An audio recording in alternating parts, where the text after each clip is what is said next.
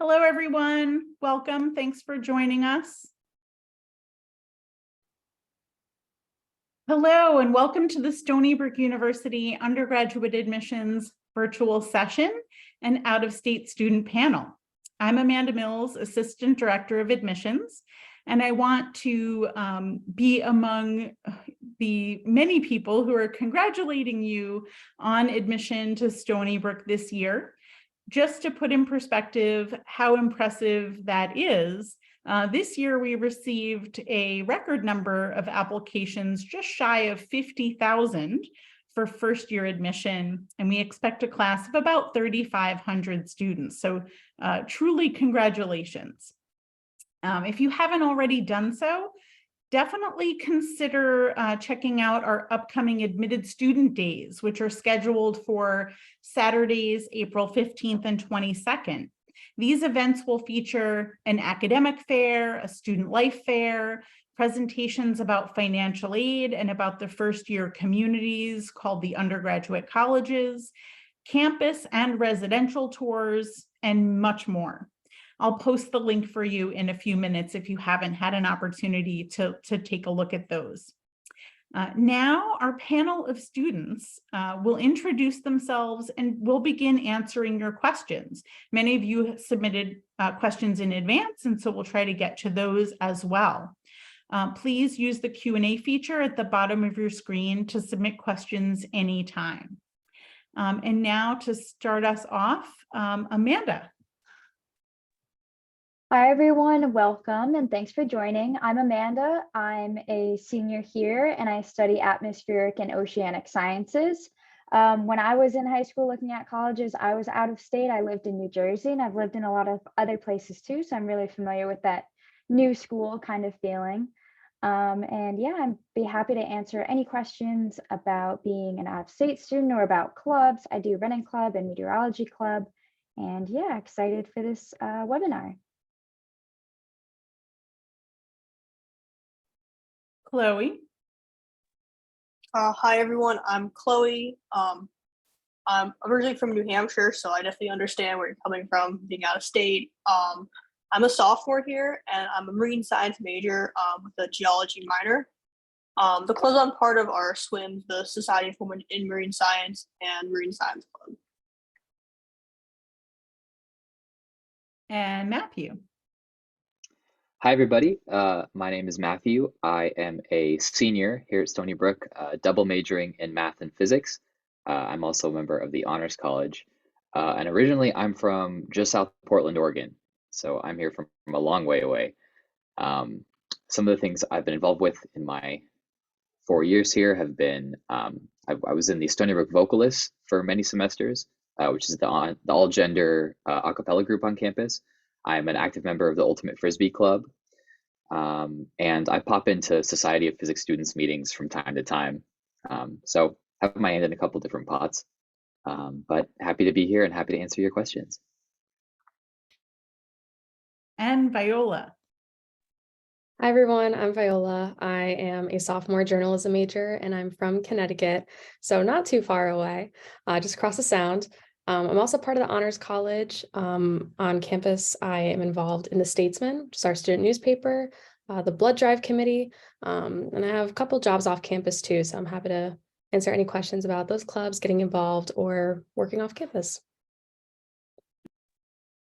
Thank you. So we have, from the pre-submitted questions, a question about some things that are really not necessarily for the panel, but just to get answered from the beginning. Someone had asked about the SUNY tuition match program with New Jersey specifically, but there are 8 states that there's a tuition match with, but there are only 22 SUNYs that participated in the tuition match, and Stony Brook was not one of them. On the SUNY website, there's a list of all of those tuition match schools, so I just wanted to get that question answered first. We have a question about double majoring, and since Matthew is a double major, if he could talk, briefly just about what that process was like and how you decided that you wanted to double major. Yeah, So when I came in as a freshman, I knew I wanted to be a physics major. I'm a math physics double major, as I mentioned. I knew I wanted to be a physics major. And so my first semester here, I was a physics major. But I realized pretty quickly talking to my advisors, both at the Honors College and also in the physics department, that it made a lot of sense for me to add the math major as well. Um, a unique thing about those two majors is that they overlap pretty well. And I think if you're thinking of double majoring, it's important to figure out, what the relationship between the two majors are. Obviously, physics and math are pretty close. If you're trying to double major in, Spanish language and physics, it might be a little more difficult. But for me, it worked out really well. I went and talked to my advisors about it, and they said it was, it would work out. So the process was really easy. I think it might actually be online now. When I was a freshman ages ago, pre-COVID, I had to fill out a paper form and turn it into. I think I had to go to the math department office and the physics department office and get them to sign off on it. But all in all, it was pretty easy. Yeah, and it's, I've been super happy with it. Gotten to take a lot of classes in both math and physics. Um, and, wasn't really an issue for me getting them both completed. So definitely was the right thing for me to do. That's great, thank you. And on a similar note, Chloe has a minor. If you could just talk a little bit about why you decided to add the minor, just remind everyone of your major and minor, and what that process was like as well, adding a minor. All right. So yeah, as I said before, I'm a marine science major and I'm also minoring in geology. So I came in as a marine science major. And I also I've always really liked geology. I actually almost majored in geology at a different school. But after looking at the requirements of possibly the double majoring, I realized it was gonna be a bit much with my major. And so after talking with my advisor and seeing any overlap in common courses, I decided to minor because my minor is really only a couple extra classes, so it's not too much work, but the classes themselves are pretty hard, so it kind of balances out. Um, but it's really easy. I think I just had to fill out a form that's linked online somewhere. So and then I think it just took a couple weeks to be approved, and so Thank you, that's great. Amanda, you had mentioned some clubs and organizations that you're involved in.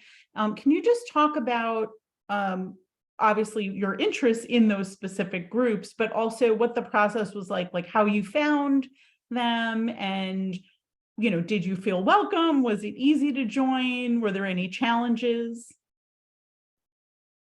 Sure. So I'll speak about running club first because that's the club that I joined right off the bat. I actually, when I was looking into schools to apply to, looked to see if they did have a running club, because as a high school athlete who wasn't really ready to step up to sort of a D1 level kind of commitment, I really wanted to make sure that I could still enjoy my passion with other people in college. So that really goes for any sport, not just running. I think there's a club for just about anything at Stony Brook that you can do athletically. And there's also intramural sports, which are really fun pickup games you can do with friends. So I actually was able to track down the running club when I went to the admitted students day, and kind of talk to the current president about what it's like to join. And everyone was really welcoming, regardless of athletic ability. People really love to just have more people join their club. And so I've been doing running club every semester since then. And it's a great way to be able to kind of meet people who are like-minded. And also it was a great chance for me to get off campus freshman year. So from someone who was out of state and felt a little bit stuck on Long Island sometimes, those traveling kind of weekends with the running club was a really good opportunity to kind of take a breather from being on campus and be able to go do something that I enjoy. And then with Meteorology Club, the atmospheric science department is very small. So Meteorology Club is kind of just a social gathering of friends in the major almost. And a lot of different majors will have maybe academic clubs that you can find to kind of get together with your peers and have a good balance between an academic setting, but also a social setting. And it's provided me an opportunity to learn about not just the major and get study tips, but also about internships and different things in the field of atmospheric science. So I would say Stony Brook definitely has a good variety of clubs that are both for athletic interests, academic interests, or anything that you're looking for, and everyone's very welcoming. Thank you. Viola, we have a question about traveling to Stony Brook. One question was specifically about traveling from New England and from Connecticut or further north, and the ferry. And I know you have some experience with that. If you could share what that's been like for the past 2 years. Yeah, definitely. So I take the ferry home quite a bit when I'm just staying overnight, like at home for the weekends. If it's for breaks, I have my car on campus, so I'll drive around. I usually don't take my car on the ferry, just because it can be expensive, it can be pricey, and I just think, it evens out to be the same amount of time for me. So I'd prefer to drive. But if I'm going home just for a night or something, it's super easy to get down to the ferry. It's about 10 minutes from campus. I either have a friend drop me off or take an Uber down there, and you can just walk right on. It's pretty easy. Get off at Bridgeport in Connecticut and then have someone pick you up there. The process is pretty seamless. And your tickets actually, if you get a ferry ticket, if you're a walk-on, it's like a train ticket. You can get on at any time. You don't have to worry about missing it. If you do take your car on the ferry, it is a reserved time slot, so you just have to be careful about that. Excellent, thank you. So the next question is about living on campus, but specifically for students in an honors program. And whether there are benefits to that and how that works. So Matthew, if you could give us a little background into honors housing. Yeah. And Viola can update this because again, my knowledge is a little bit outdated at this point. But I do know that essentially all freshmen who are in the honors college live in the same dorm. When it was my year, it was Tuscanini, but I know they have since moved to Yang Hall. And it's really nice because specifically for honors college students, you have to take sort of a separate curriculum, which fulfills a bunch of your SBCs. And so it's cool because a lot of the freshmen who are in those classes with you are also in the same dorm building as you. So you get to see a lot of the same people, in your classes, but also, when you get back to your dorm. And so it was super cool for me as someone, coming from the opposite side of the country, who I knew absolutely no one, to be able to sort of form a group of people just structurally, based on how the dorms were set up and how the, with the same people being in my classes and being in the dorm. In terms of other honors programs, such as like scholars and those sort of things, I believe that they are also, correct me if I am wrong, but I believe that they are also housed in such a way that you meet people in similar programs. So I think there are structures as well in other programs, but honors college specifically, they're very explicit about you all live in the same dorm, you form a community, and it's super cool. I had a great time until COVID happened, but up until that point, my freshman year was excellent. Yeah, good point. We all have those memories of disruption and sort of chaos, but we're glad everyone's back. Chloe, this question is for you. Do you have any favorite places on campus to either relax or specifically study that are kind of unusual or typical? What are some of the places that you like the most on campus? Well, I definitely spend a lot of time in my dorm in the library. That's pretty typical for a lot of students. But another place I like to study is just going to a random building on campus, maybe where I have a class, and maybe going up a couple floors. And that's where it's usually pretty quiet. Usually no one around. So it's kind of nice just to get away from people and go and just focus there. Excellent. And a question about another question about living on campus, but more kind of in relation to campus safety and just the kind of general sense of living on campus. And Amanda, I was wondering if you could talk a little bit about, kind of moving to a new place and being on your own for the first time and what it's been like to be away from home for the first time and living in a new place? Yeah, absolutely. So I've lived on campus all the years that I've been here, and I've really enjoyed it. And something great about Stony Brook is that even though it is, I suppose, an open campus where it's not like we're behind gates or anything, we're still isolated in that you can go into the center of campus and not see a single car. If you visit and see how the academic mall is set up, you'll see that all of the buildings are kind of, the academic buildings are clustered together, and then all of the residential quads kind of have their separate spot on campus. So it was really great to join and be in. First, I was in the Tabler community, and that is a really nice place to be. It's very grassy, but I've had friends live in all of the different quads on campus, and really there's something unique about each one. Roth has the pond. You might have a residence quad that's closer to the dining halls. So there's definitely something great about each one. And I've always felt very safe. There's people who, students actually, who can be hired to like walk around at night and check that all the doors lock the way that they're supposed to. There's also different services to actually have someone walk with you at night. So there's definitely a lot of safety features around Stony Brook that have always made me feel definitely at home and at ease while being on campus.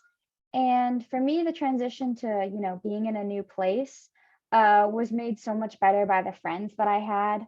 I lived in a suite style dorm, but even those in corridor style, where you might just have one or two roommates, you get to, have someone who's going through that with you, and have someone like, honestly, something that I would do before my friends and I were even close was just say like, hey, I'm going out to the dining hall. Does anyone want to come? So it's really nice that you have a community just within the dorms that you can go and get food with or walk to class with. So I've always felt like it's a great community to be living on campus. Thank you. While we're on the kind of campus safety, living on campus topic, I also want to point out that instituted in the last year or so, all incoming freshmen live in one of 3 corridor style housing options, and then after their first year can kind of move around to other areas. But that was a change that happened sort of recently. So it's something to think about when you're thinking about your undergraduate college selection. You can actually look up your undergraduate colleges and see which residential hall they're affiliated with and where you'd be living, and learn a little bit more about the features and benefits. So I do recommend doing that. Chloe, from your perspective about living on campus, has that been a similar experience for you? Yeah. I mean, if you're on the Reddit page, people like to complain. It's really not that bad. It's, pretty average dorming, but I've had some great times with my friends, honestly, and with my suite mates. Excellent. And Viola, have you had a similar experience? What's your experience with living on campus, campus safety? Yeah, it's been about the same. I was in a suite my freshman year because I'm in the honors college. So we were in Yang, which is suite style. But I did have a roommate. So it's 3 rooms, but they're doubles. I did have someone in my room with me. And like Amanda said, it was really easy to kind of have people around you where you could be like, hey, I'm going to get food right now, or hey, I'm going to go to the library. Do you want to come with? And, even if you don't end up being friends with those people, like that's totally okay. Just because someone is your roommate does not mean you have to be best friends with them. And that's definitely something I think a lot of people coming into college assume is, oh, you're my roommate, so you're going to be my best friend here. Doesn't have to be like that. Yes, it's great to have a friend to start and, somebody that you know and you have something in common with, but also like feel free to make friends outside of that, join clubs, talk to people in your classes, try to just meet as many people as you can during your time here to make your transition easier. And so it doesn't feel as overwhelming, talk to other people on your floor. It's really about putting yourself out there, and maybe you could find people who you want to live with the following year. So you can move into apartment style housing or a suite. If you're living a suite first year, you can move into a suite your second year. So yeah, it's about getting out, meeting people, and surrounding yourself with people on your floor or not. Excellent. Does anyone have, I hadn't asked this before the panel, but just, kind of wave if you want to talk about student support services that you've used on campus, whether it's, peer tutoring, academic support, maybe the Math Learning Center, writing support. Anyone have any insight into what was useful or helpful or how you found those resources? Amanda? Yeah, so I haven't used these sort of services often, but when I had to take some calculus classes, because my major requires all the way up to calculus 4, it felt a little overwhelming at first, but I found out that there's a tutoring center, and I kind of just made my way to one of the basements in the math building, I think. And it's essentially like walk-in tutoring, and you can just go in there and people will be there to help you. And it was a really great experience, because sometimes it might seem a little overwhelming to reach out to a professor, especially if it's in a big class, even though I will say all of the professors are so happy to help. But if you're thinking you'd rather have a peer or someone who's like more on your level be able to help you, some of those services are great. And also just office hours with your professor is always a good option. And Matthew, just to kind of follow up, we talked a little bit about kind of local travel in the Northeast, but as someone who came across the country to come to Stony Brook, what's that experience been like? Yeah, I've become very familiar with the JFK airport, I can tell you that much. Yeah, so I mean, essentially, I can give the general gist of how I get from home to here. I have someone drive me from my home to the Portland airport. I take a plane, from PDX to JFK. It's a 6-hour flight one way and 4.5, 5 going back, depending on the jet stream that day. And then it's actually pretty convenient to get from JFK to campus. You take the air train, which is they cost I think $8 to get from the airport to the train station, and then you take the Long Island Railroad from JFK right onto campus. And there's a Long Island Railroad stop, very conveniently located on campus. So for me, obviously, I cannot go home for the weekends or really for anything. I did go home for Thanksgiving my freshman year, but it's a little hard when the entire day on both ends of the break has to be traveling. So essentially what I do is I'm here all semester, and then I go home for winter break, and then I come back, for the second semester. And, sometimes it has been tough. I think one of the things I struggled with freshman year was being so far away from home and trying to figure out what my place was here when, my place for my whole life had been so far away. But one of the things that I do is I FaceTime my parents once a week, once every 2 weeks, just to keep in contact with them, which is good. So I can still see them, even if, I don't have the chance to go home at all. But I would say you get very, very familiar with packing all of your stuff together and moving it. I am a big fan of huge duffel bags. They really are great. If you're coming from far away, I cannot recommend huge duffel bags anymore. Yeah. Did that answer your question at all? I feel like I went on a bunch of different directions with that, but No, that was perfect. I have a question about internships, and I always say, and the statistics at Stony Brook, are for, we have 18,000 undergraduate students. So if we say 60% of students do at least one internship, it's kind of vague. So Viola, if you could talk a little bit about your experience with kind of resume building activities and internships, and what that process has been like for you, what you're doing, what you've done. Yeah, absolutely. So again, I'm a journalism major. So a lot of our internship opportunities actually come from the School of Journalism. I'm not sure how other different colleges work in Stony Brook, but I know that the Career Center does have a bunch of resources as well for everyone across the board. I could go there, even though School of Journalism has stuff that they send out individually, I can also go to the Career Center and get help there. But for the School of Journalism, we actually have an internship professor who sends out weekly newsletters with any internship opportunities. So over this past summer, I was an intern with the New York Press Association. So I worked on a newspaper here on Long Island on the North Fork for the summer. And that was a great experience. And now I'm an intern at NBC Nightly News. So that's been a little challenging this semester because I do commute to Manhattan twice a week. And it is very convenient that we have the train station right on campus.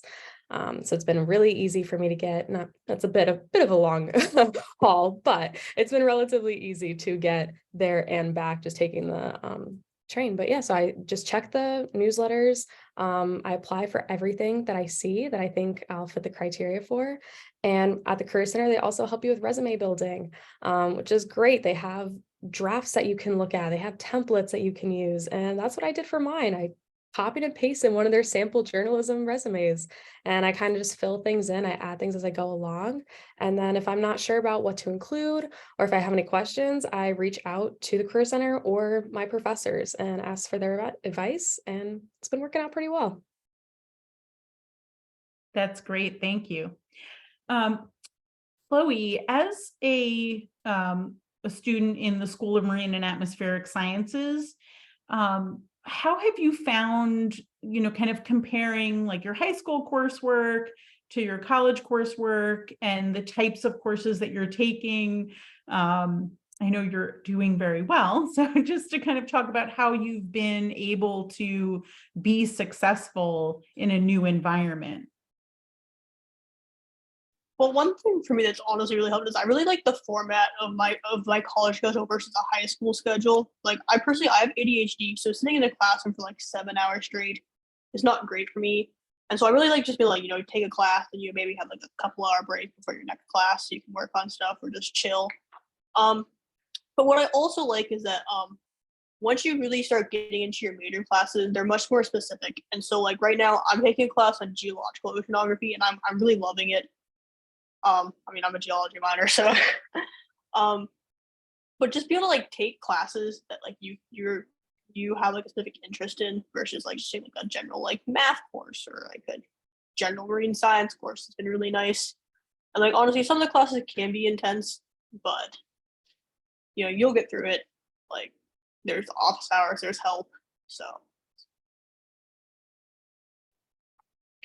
Thank you. So we have a question specifically for Matthew, but I think everyone could answer this in their own way. But Matthew, why specifically did you choose to travel across the United States to Long Island, which is technically pretty, we're not all the way out, but pretty far east? What were some of the things that influenced your decision? Yeah, I mean, this is the first question I get, I think, every time I meet anyone here. Because there are not a lot of people here from Oregon. I will apologize in advance. My answer is not like a movie, oh, it was the perfect place for me. I got into two schools. I got into the University of Oregon and I got in here. And so the choices for me were, well, okay, I'll take a step back. The physics program here is very, very good. Our physics department is sort of a hidden gem in terms of that particular field. It's one of the best in the nation. So I applied here knowing that, because I knew I did want to do physics. So that was definitely a draw. I didn't really want to go to the University of Oregon with half of my high school. And I thought in my life, it was time to sort of take a step out of, my comfort zone, very much so. I also knew one other student from my high school who came here. He was a year older. And so I was able to speak with him actually at an admitted students event that I came to on campus. I met up with him and he was in biology. So he showed us like his lab and the bio building. And I thought, what the heck, I'll take a chance. I'll, see what comes of it. And I've had a great time. I have not regretted my decision at all. And the physics program here has been excellent. So definitely that was the right decision for me to make. And it's opened my eyes definitely to a lot of new experiences that I don't think I would have had if I had stayed, 3 hours from my home by car as opposed to 6 hours by plane. Yeah. Great answer. You got, you have to be authentic to who you are. So it sounds like it really worked out for you, which is great. And congratulations, you'll be graduating soon. So excellent. Amanda, similar question, what was that decision-making process like for you? I know everybody here had a lot of options. So Amanda, how did you come to your decision? Sure. So one of the deciding factors was looking into the major that I wanted. I knew I wanted to study meteorology or atmospheric science in some degree. And that already kind of narrowed down my choices a little bit, but I still applied to quite a few schools, I think maybe 7. And what really drew me to Stony Brook was the research opportunities and being able to visit the school and talk to people and hear their experiences about it. I got to learn that it was something sort of unique, sort of, as Matt said, that it's a hidden gem, some of the majors here at Stony Brook and the types of opportunities that are here. You'll find out that the professors that you take your classes with maybe have written the textbooks that you're using and maybe have different instruments or knowledge in some way that's just so different than what you would get at a different school. So I think that I was really drawn to the School of Marine and Atmospheric Science for the unique majors it has. If you do marine science, there's even a different campus down at Southampton where you can take classes. So really just the unique opportunity it was providing for me, and especially that major, the atmospheric science program, and the fact that I knew that there were so many good faculty that I would learn from. Thank you. And Chloe, same question. How did you decide to come all the way south to Long Island from New Hampshire? All right, so yeah, I mean, I'm a marine science major. That narrows down a lot of choices. I mean, a lot of schools don't offer marine science, or they don't have like a great program per se.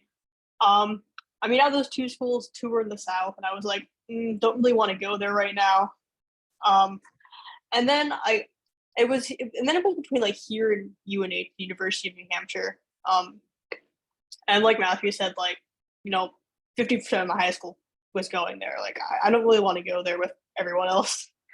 And honestly, just looking at Stony Brook's program, like, I really liked their program. I thought there were like really good opportunities for research and just education wise that I wouldn't get at the other schools I applied to.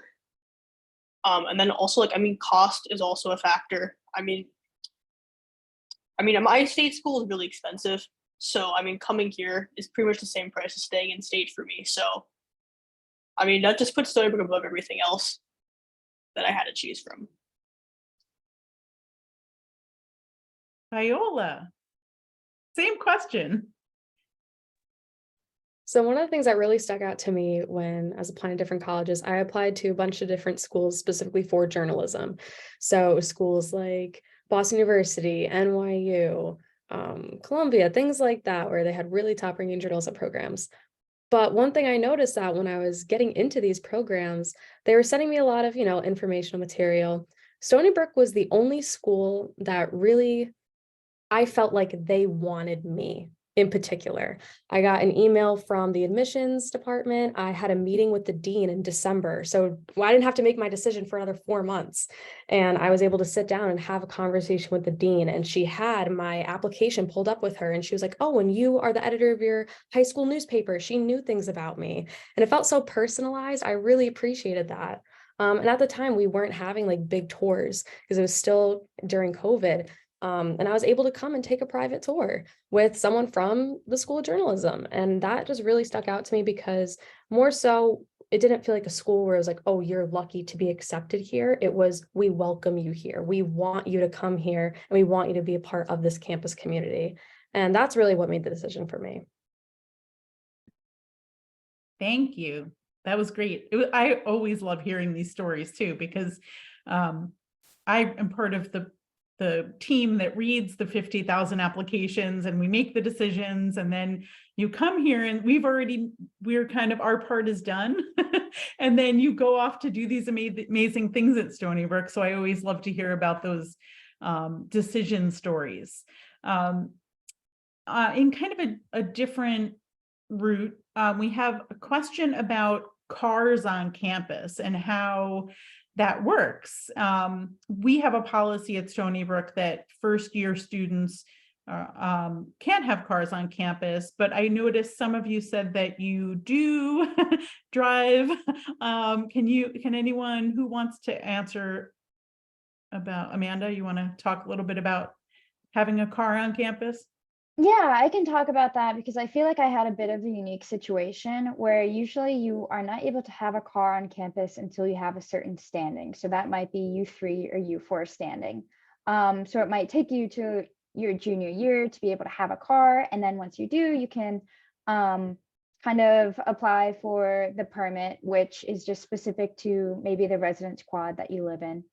But when I was a sophomore, I got a job off campus, or it kind of went hand in hand. I wanted my car there, but I wanted a job, and the job allows you to get your car there, but you need the car to get to the job. It was an interesting process where I had about a week where I really needed to go on job interviews so that I could get permission to have my car on campus. So if you need it for medical reasons or for an off-campus job, you can have your car on campus before you have that U3 or U4 standing. So all I had to do was bring a pay stub from my job to the parking services, and then they just got me my permit, and I was able to have my car on campus after that. And it was really helpful because I could go get groceries and whatnot.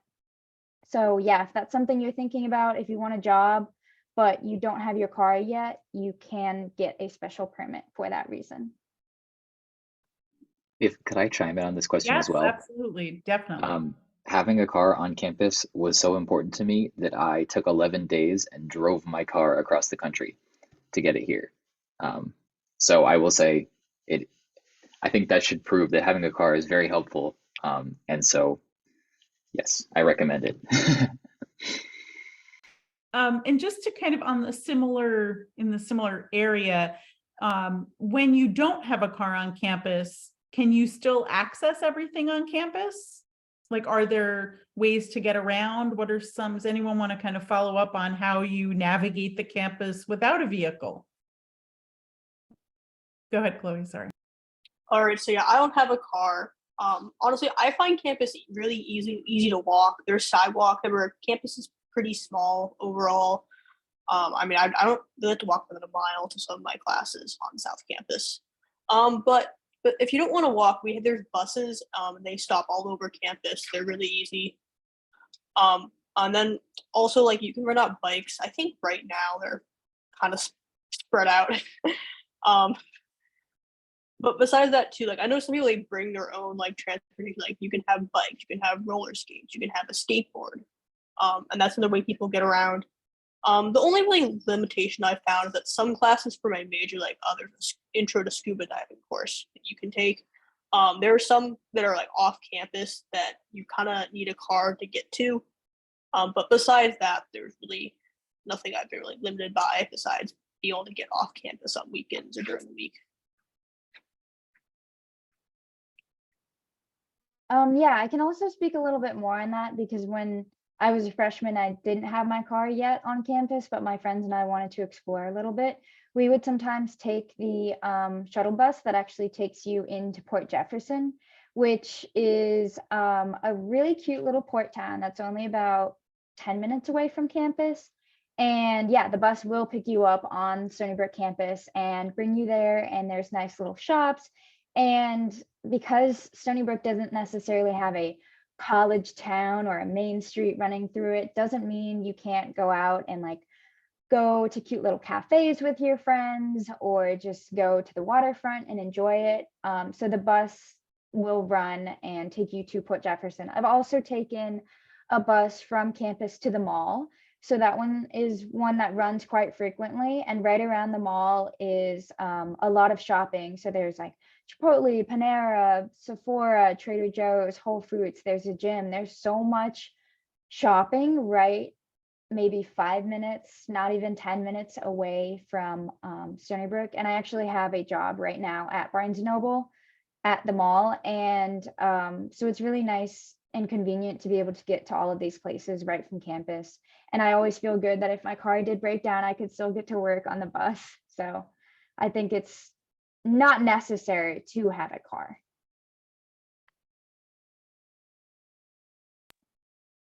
Okay, that was great. And transportation on-campus transportation is included. It's part of, like, you don't get on the bus. I mean, if you take the Suffolk County bus that goes off campus, that's a county bus, so you would pay, right? Does anyone take in the Suffolk County bus? You don't have to pay for that, Oh, which is that's nice. great. Oh, I learn something new every day. Yeah, I think you might, honestly, I think you might just have to show them your student ID maybe. That makes sense. Yeah. Cool. Yeah, I always think about when I was in college and I grew up in Manhattan and didn't even know how to drive. So when I got to college, I learned how to drive from my friends, and I'm sure their parents would be mortified to know that they taught me how to drive in their parents' cars. But yeah, there are lots of transportation options. We have a couple questions about class size. And so I'm wondering if anyone can kind of talk about kind of the differences between like your Stony Brook 101 and 102 intro courses, and maybe some freshman lectures that might be larger, and how those things compare, especially as you advance beyond freshman year. Anyone want to tackle a little bit of that?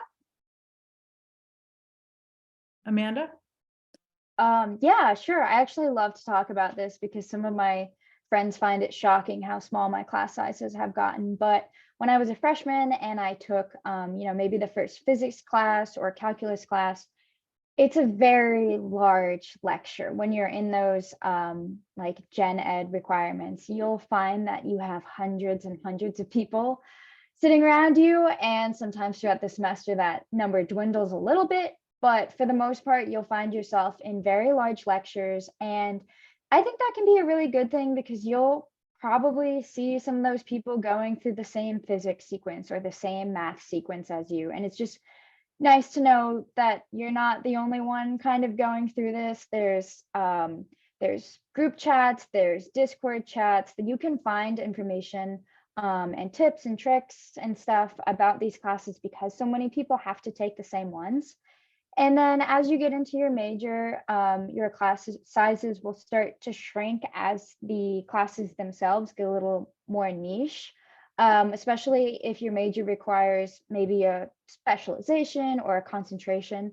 Like biology, I think, is a pretty common major for students to take at Stony Brook, and you choose a specialization. So you might go and do the neuroscience route. And then in that case, even though biology has thousands of students, you'll eventually find yourself being in the same track as a smaller subset of those people. So I think it's a really great transition as you move through college, that you get to kind of stay alongside some of the same peers in your major, but you'll always have, new people to meet in those calc classes or those writing requirements. So for me, the way this manifested was eventually going down to class sizes that might have 3 to 6 students, because atmospheric science maybe only has 40 people total in the whole school. So I am one of the seniors out of a graduating class of 5 of us. And so it's really interesting when I walk into a class and it's maybe like weather and climate data analysis. And there's, my 4 friends there who are also in the meteorology club with me, who I also just have my other 3 classes that day with. So it can start to feel really small as you get into your upper division classes, which I think is a great thing. And at the same time, you still need to fulfill other curriculum requirements called SBCs. And that's your opportunity to take new classes and meet new people and find new interests. So even as you get to have those smaller classes within your major, you can still branch out and choose ones that might have more people and have a lot of different interests. Anyone want to kind of add their insight into this or your personal experiences? Viola, you're in a smaller major as well. Have you had a similar experience? Yeah, it's been pretty similar. We don't have 5 people in our classes, but we do have. I've been in classes where it's about 10 to 11, so it is on the smaller side. The largest class I've been taking are, the SBCs that I have to fill, or my concentration actually works a little bit differently. So our concentration for journalism, and instead of it being more narrow, it actually is a lot more broad. So my concentration is in public affairs and policy. So I have to take political science classes, history classes, sociology classes. So when I go to take classes for my concentration, that's when I end up in lecture halls with 150, 200 students. So that's pretty neat too, because there are kids who take journalism classes in the 100 level as an elective, and then I'm taking their classes as an elective or like part of the concentration. So it does kind of cross over in that way, and it's pretty neat. But yeah, it is a very small field once you get into, especially your nearing your third, fourth year, especially in the journalism school, like everybody knows everybody. And if you want to go to a school where that doesn't happen, Stony Brook is still that place. Like you can still walk into a dining hall and meet people that you've gone to school with for 4 years and you never even knew their name. So yes, you can have it be really intimate and have really close connections if you want, but you can also have it be so broad. And that's one of the things that I love about the school is you kind of have the best of both worlds.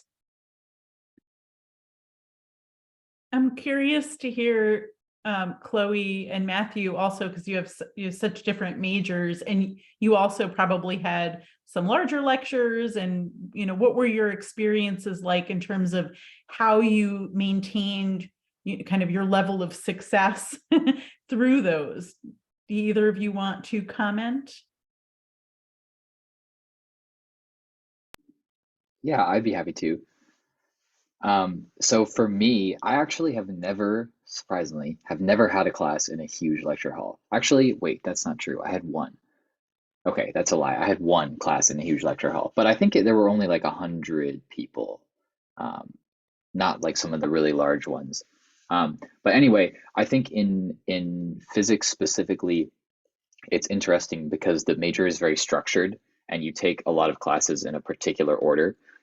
And so essentially what that ends up with is probably a cohort of about 30 to 35 people who are all sort of the same, year, taking the same classes generally, all through the major. So that was kind of a cool experience, kind of like Amanda mentioned, but with a larger group of people because physics is a larger major. But you get to know a lot of those people who are in your classes over and over again. But it also keeps the class sizes, I would say 30 is probably like a moderate class size. Um, but like a good number of people, or at least you recognize almost everybody in your classes.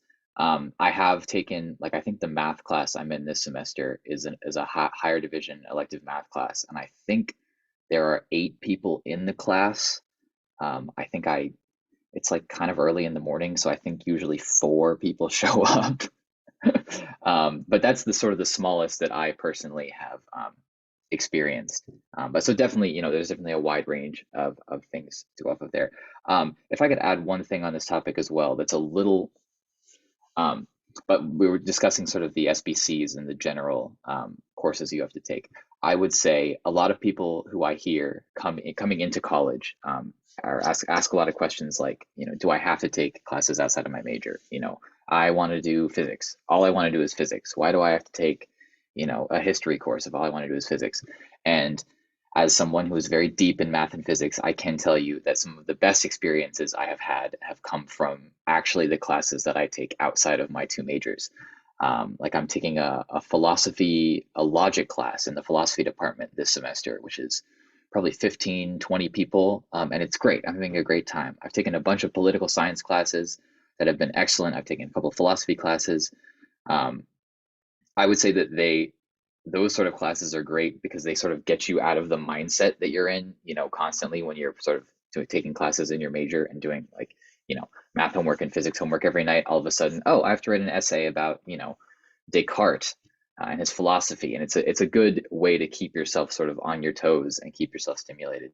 So I cannot recommend taking classes outside of your major enough. It's been a great way for me to, meet new people outside of that cohort I was mentioning, but also just be sort of intellectually challenged in a new way, which has been great.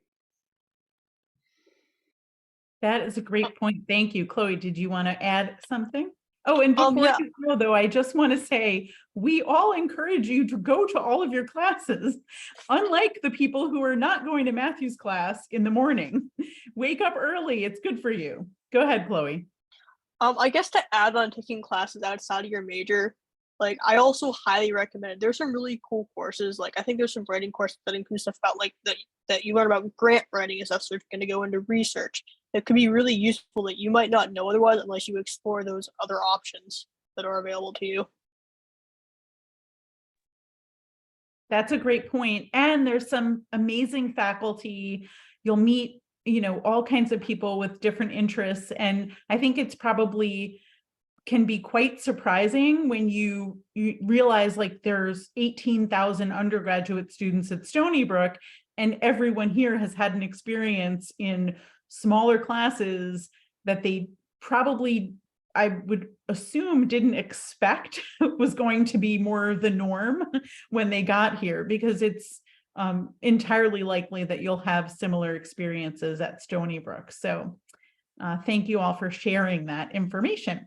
So I just want, before, I know we have just a couple of minutes left, but I wanted to make sure we kind of covered, research and internships. And I know Viola talked a little bit about her internships. Matthew, you had mentioned that you have an internship that you participated in. How did you get connected to the internship? Yeah, so last summer, I got an internship at Brookhaven National Lab, which is a national laboratory run by the Department of Energy that Stony Brook actually operates. It's about half an hour off campus, east of here, which if you're in any STEM department that is at all related to Brookhaven's work, like look them up. They do so many crazy things there. It's an incredible resource that, once again, like not very many people know about. They know that we have. But essentially, the process by which I got that is I actually was tipped off about the internships they had there by there's this club in the physics department called the Society of Physics Students, which is sort of, I guess, the equivalent of meteorology club in that major, but for the physics major. And they have like their own website and a list of sort of resources for students who are looking for, internships. So I went down the list and I applied to a bunch of them, and I was lucky enough to get one there, and it was great. I got to live at the lab actually all summer and do physics research there for 3 months, and actually it turned into a virtual internship, which I've been keeping up with last semester and this semester. And at the end of it all, I'm actually going to have a paper published on some of the research that our group did over the summer and this last fall. So it's been a great experience for me. I was, lucky enough to get that internship, but it was nice to have the infrastructure of that club, the Society of Physics Students, sort of pointing me in the right direction. And I think that's sort of another common theme in terms of getting involved is the students are very, especially like upperclassmen, are very willing to help underclassmen sort of figure out what they're doing with things. I know, especially in the physics department, there's a lot of structures in place for students to help out students. And I probably wouldn't have gotten my internship without sort of those structures in place. So I've been very happy. Thank you. Anyone else before we kind of do our final question want to add anything about internships or research? Okay, so I think if everyone could go around and kind of give our potential future sea wolves. We haven't mentioned Wolfie yet, so I don't know how that happened, but any advice that you would give, either that you wished you had known or that what you did when you kind of first got to Stony Brook, like those first few weeks, how did you kind of set yourself up for success, or what advice do you wish you had? Does anyone want to get us started? Amanda?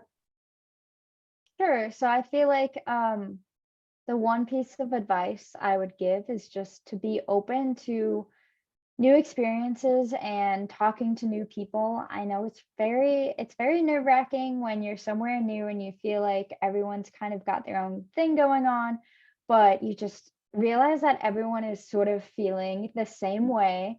So when, you're first having that first week of orientation and different events, and it all kind of feels new and overwhelming, just like kind of just take it all in and don't feel too stressed out that you have to go and do everything and be out every night. Of course, you need to take time for yourself, but just I don't know, I guess just don't be nervous to just what I did when I was a freshman, and it's just feels so awkward looking back, but just like knock on people's doors like, hey, do you guys want to go down to the recreation room and like play table tennis or something like that? Or asking your new roommate just to go get food with you, even if you don't feel like you really know the people yet. I think in the next couple weeks when you first start off at school, that's the time to sort of be open and be willing to just get out of your comfort zone a little bit. So that's just something that I kind of had to learn to just get through, because I'm not a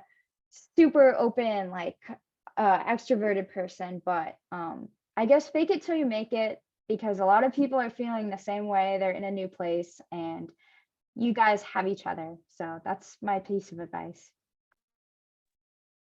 Thank you, Amanda. Who wants to go next? Chloe. Yeah, so I guess just along those lines, like it can be really easy just like get caught like up in like nervousness or start overthinking. You really just need to like dive right in. Especially coming from out of state, it can be a very new environment. Like for me, the school is bigger than my town, like has more people. um, so just ignore like how nervous I might be or how much I might be overthinking. I just found it easy to just like dive and go with the flow of things, see how things work out. Because if something doesn't work out, you can just like stop doing it. Like study group, like you can just show up to like I know in group chats, like people will offer like, hey, want to come study with me this week? It'll be like the first, second week of class, and you're like, sure. And then if it doesn't work out, you can just like stop going with them, or like even with your roommate. Like my roommate, like we hung out the first week, and then we realized like we kind of have our own groups. We don't really get along well, but like we're friendly with each other. But so yeah. Thank you, Chloe. Any words of wisdom, Viola or Matthew? Yeah, sure, I can go. The biggest thing that I did was I got involved in clubs right away. So first week when we had our involvement fair, I joined the blood drive committee because I wanted to help out with that. And I joined the newspaper. Now I have e-board positions on both, and that's been great. But that's how I met a lot of people that I'm still friends with from that first week. But also one thing that I did was just talk to the people in class who were sitting next to me, which is something that seems really awkward again when you're kind of just like sitting there. But I'll just look at the girl next to me and be like, did you do the homework last night? Or just look at some, professor saying something funny, just look at the guy next to me and just kind of be like, oh, that was funny. Like, just laugh about it, make small talk, make casual conversation. If they're not very receptive to it, don't take it personally. They might just be like in their zone. Do not take it personally at all. You made the effort and you tried, and that's what matters. But I've met so many people that way just by starting those little random conversations with them. And remember too, don't put so much pressure on yourself in the first couple weeks. The people that you meet your first couple weeks, and I think Chloe mentioned this, they don't have to be your friends for the entire year. If you become friends with certain people and you realize after like a week or two, like, I don't know if that's my crowd, you don't have to be part of that crowd. You can go find other people. There are thousands of people here that you can meet, and you can find your own crowd in that. And even like as the years go on, you be friends with someone for 2 years, go to another crowd. It is all up to you. Don't put so much pressure on yourself that everything has to be for all 4 years and work out perfectly right from the start. There's room to grow. Thank you. And Matthew, any final thoughts before we leave? Yeah. Well, I guess I would say I remember very vividly my first night here. I got to move in like a day early because I think they let the out of state, I don't know if they still do this, but they let the out of state students move in a night early. And it was a raging thunderstorm outside. And the building was like empty. There was almost no one there. So it was me laying in my bed by myself. across the country from my home with this thunderstorm out the window. And I remember laying there looking up, like looking out the window and being like, where am I? Like, what am I doing with my life? So it's definitely intimidating. I am not going to sugarcoat that for you, especially if you're coming from a long way away, or even from a short way away if this is the first time you've been away from home. And that can be tricky to overcome. But I am going to double down on what Viola said. I think the best way to sort of deal with maybe some of the homesickness you feel, maybe some of the isolation you feel as someone coming from out of state, from potentially a long way away, is for me, it was clubs. I did the same thing the first week of school. I went to the Involvement Fair, which is a great event where all of the clubs come out to the plaza in the middle of campus, and they all have little booths, and you walk around and oh my God, I signed up for like 50 emailing lists, I think, that first week. Immediately had never sung a note before in my life, decided to audition for an a cappella group. Like, what am I doing? And then spent 7 semesters there in that group. And some of the friends I made in that group, like, were the friends that got me through COVID and got me through, and I'm still friends with today. I played Ultimate Frisbee for like a couple weeks in high school. It was like, Ultimate Frisbee Club, that sounds fun. I am currently living in my suite right now are 2 other members of the Ultimate Frisbee Club. So it's crazy how clubs really give you the structure to form groups of people and make you feel at home, even if your home is super far away. So I cannot recommend that enough. Even if the clubs are completely different from what you thought you'd be doing, I say is now a Frisbee throwing singer. It's really a great, and there's so many clubs here on campus, it's really a great opportunity to find your little group. So I cannot recommend that enough. Thank you, everyone, so much. What a wonderful panel. I truly appreciate your candor, your time. I know the semesters go by faster and faster every year.